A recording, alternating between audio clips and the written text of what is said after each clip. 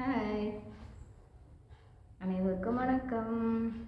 ஓம் சாய்ராம், ஜெய் ஜெய் சாய்ராம், குருவே சாய்ராம், குரு கடாட்சம். இன்றைக்கி என்ன பார்க்கலான்னா, உடல் சூட்டை தணிப்பது எப்படி. தியானம் செய்யும்போது உடல் சூடாகும்னு சொன்னேன் இல்லைங்களா? அப்போ அந்த உடல் சூட்டை தணிப்பது எப்படி, அது உடல் சூடு ஆனால் தான் நீங்கள் நல்லா பண்ணுறீங்கன்னு அர்த்தம்னு சொன்னேன் இல்லைங்களா? ஹீட் ஆகும்போது தான், அந்த ஹீட் கண்டிஷன்லேயே இருக்கும்போது தான் உடம்பு கெடாமல் பார்த்துக்கும். சரிங்களா? அப்போ என்ன பண்ணலாம், இது உங்களுக்கு எது எது ஒத்துக்குமோ, உடம்புக்கு ஒத்துக்குமோ, இளநீ, மோர், பழம், உங்களுக்கு எது சேருமோ அதை குடிச்சிக்கலாம். சரிங்களா? அப்போ என்ன பண்ணலான்னா, வாரத்தில் ஒரு நாள் கண்டிப்பாக எண்ணெய் தேய்ச்சி குளிக்கணும். நல்லெண்ணெய் தேய்ச்சி குளிக்கணும். இப்போ கழுத்து வலியெல்லாம் இருக்குதுன்னு வைங்களேன். எதனால் அந்த கழுத்து வலியெல்லாம் வருது? தலைவலி, கழுத்து வலி, இதெல்லாம் அந்த நரம்பு பிரச்சனையால் வலி வருது பார்த்தீங்களா? அது எல்லாமே எதனாலன்னா, அந்த சனி பகவானால் அவங்க கொடுக்குற வேதனை தான். அவங்க அந்த திசை நடக்கும்போது ஏதோ ஒரு வலி கொடுக்கணும்னு கொடுப்பாரு இல்லைங்களா? அப்போ அவங்க எதில் கொடுப்பாங்கன்னா, அந்த நரம்பில் தான் கொடுப்பாங்க. நரம்பு வலி தாங்கவே முடியாதுங்க. அந்த புடனையெல்லாம் வலிச்சதுன்னு வைங்களேன், தாங்கவே முடியாதுல்ல. அப்போ என்ன பண்ணணும், நீங்கள் நல்லெண்ணெயை வாரத்தில் ஒரு நாள் தலைக்கு, முகத்துக்கு எங்கே வலிக்குதோ இங்கே எல்லாமே நல்லா தடவிண்டு 1/2 hour ஆச்சும் ஊற வச்சு குளிச்சிங்கன்னு வைங்களேன், நல்லா கேட்கும். அதுக்கு வழியே அதுதான். மொத்தமாகவே உடம்பு நல்லா ஆரோக்கியமாக இருக்கும் எண்ணெய் தேய்ச்சி குளிக்கும்போது. சரிங்களா?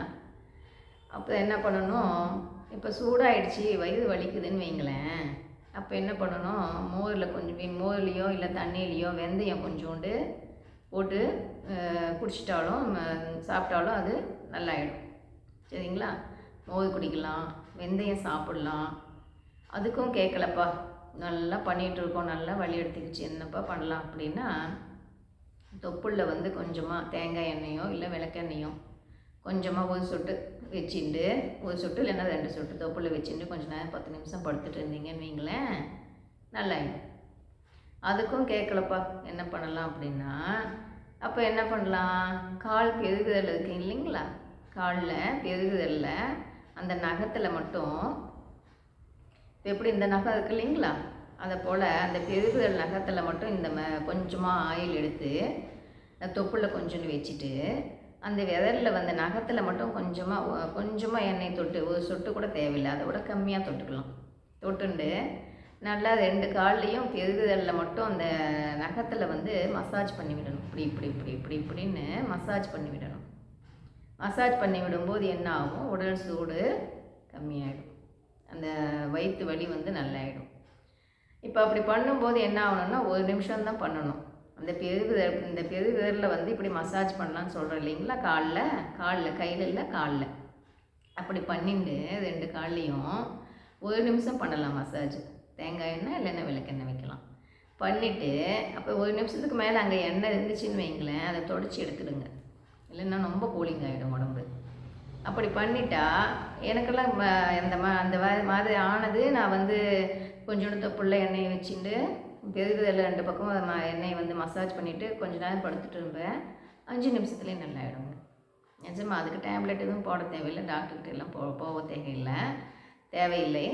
அதை எண்ணெய் வைக்கும்போது நல்லாயிடும். ஆனால் அந்த கால் பெருகுதல் நகத்தில் வச்சு நம்ம மசாஜ் பண்ணுறோம் இல்லைங்களா, அது 1 நிமிஷம் தான் செய்யணும். செஞ்சுட்டு அப்போ மீதி அங்கே எண்ணெய் இருந்துச்சுன்னு வைங்களேன், ஒரு துணியில் தொடச்சி எடுத்துடணும், இல்லைன்னா கூலிங் ஆகிடும் உடம்பு. சரிங்களா? இப்படி பண்ணும்போது உடம்பு சூட்டு மேலே தானே வயிற்று வலி வந்துடுது, அது உடனே நல்லாயிடும். இப்போ எண்ணெய் தேய்ச்சி குளிங்கன்னு சொல்கிறேன் இல்லைங்களா? இப்போ எண்ணெய் தேய்ச்சி குளிக்கும்போது எப்படி தேய்க்கணும், இப்போ தியானம் பண்ணுறவங்க இந்த இடத்துல எண்ணெயே சொதன்னு பூசவே கூடாதுங்க. இந்த இடத்துல இந்த உச்சியில் நீங்கள் எண்ணெய் சொதன்னு வச்சிங்கன்னு வைங்களேன், நீங்கள் தியானம் பண்ணும்போது உடம்பு ஹீட் ஏறுது இல்லைங்களா, அந்த ஹீட்டெல்லாம் கீழே இறங்கிடும்.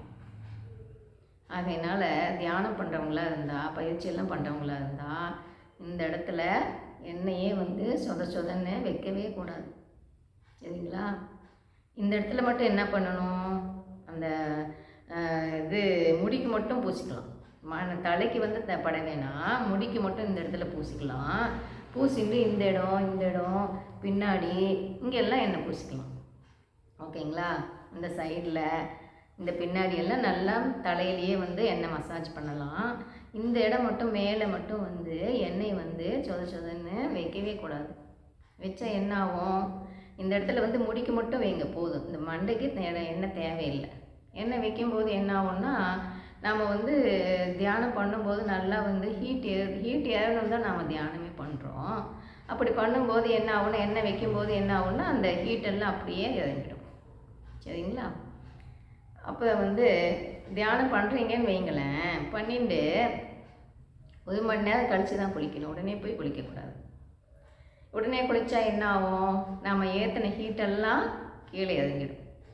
காலையில் பயிற்சி பண்ணுறீங்கன்னு வைங்களேன், காலையில் பண்ணிவிட்டு கொஞ்சம் நேரம் ஃபஸ்ட்டு வந்து ஏதோ உங்களுக்கு எக்ஸசைஸ் தெரிஞ்சால் பண்ணுங்கள். பண்ணிட்டு அப்புறமா ஒரு 10 நிமிஷம் 5 நிமிஷம் மூச்சு பயிற்சியை பண்ணிட்டு அதுக்கப்புறமா ஒரு 10 நிமிஷம் தியானத்தில் உட்காந்துட்டு அப்புறம் தான் எழுந்திரிக்கணும். இப்போ மோட்ரு போடுறோன்னு வைங்களேன், எதுக்கு போடுறோம், தண்ணி வரணும் தான் போடுறோம். தண்ணி வந்தால் தானே யூஸு, தண்ணி வரலன்னா யூஸ் இல்லைங்களா?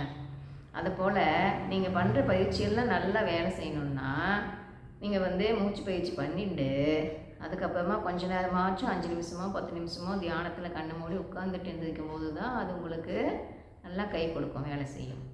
சரிங்களா? அதனால் கடைசியாக தியானம் பண்ணிவிட்டு அப்புறமா தான் எழுந்திரிக்கணும் நம்ம. அப்போ தான் அது நல்லா கேட்கும். அப்படி பண்ணும்போது நல்லா கேட்கும், எது இருந்தாலும் நல்லாயிடும். ஆகையினால் நீங்கள் பண்ணிட்டீங்கன்னா உடனே போய் குளிக்காதீங்க, 1 மணி நேரம் கழித்து குளிங்க. நீங்கள் குளிச்சுட்டு வந்தால் உடனே செய்யலாம், அதனால் ஒன்றும் இல்லை. ஆனால் செஞ்சுட்டு உடனே போய் குளிக்கக்கூடாது. சரிங்களா?